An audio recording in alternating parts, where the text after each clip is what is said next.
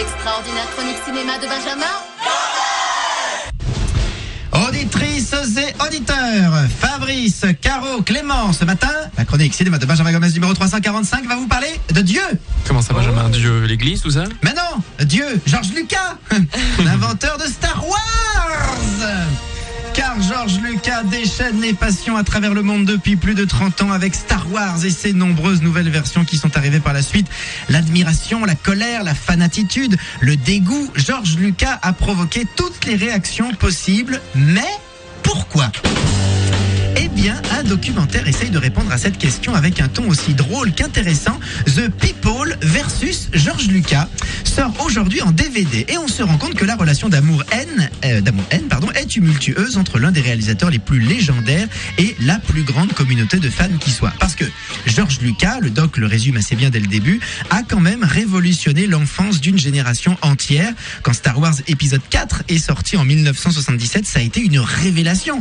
Un fan témoigne. Oui, alors qu'on perdait la foi dans les anciennes croyances de nos parents, il nous a offert un nouveau mythe pour mieux nous comprendre, nous et notre monde. Rien que ça.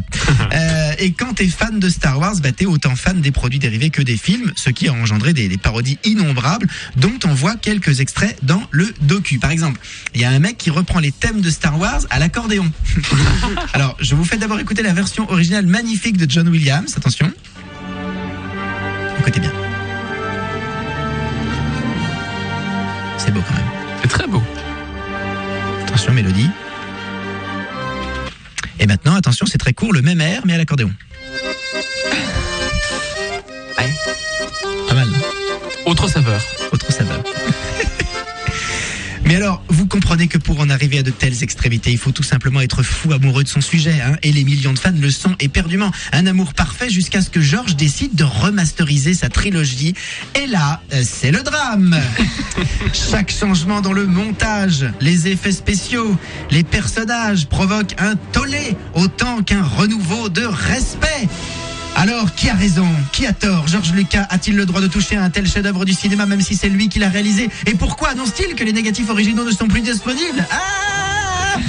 Le débat fait rage dans ce docu et DVD plein de bonus sympas, mais la conclusion de tout ça, c'est que George, on l'aime de manière absolue parce qu'il nous a offert le plus beau des cadeaux cinématographiques. Vive George Lucas, vive Star Wars et surtout, messieurs, dames, surtout, j'ai envie de vous dire, vive Benjamin Gomez. Retrouvez tous les podcasts sur wifm.fr.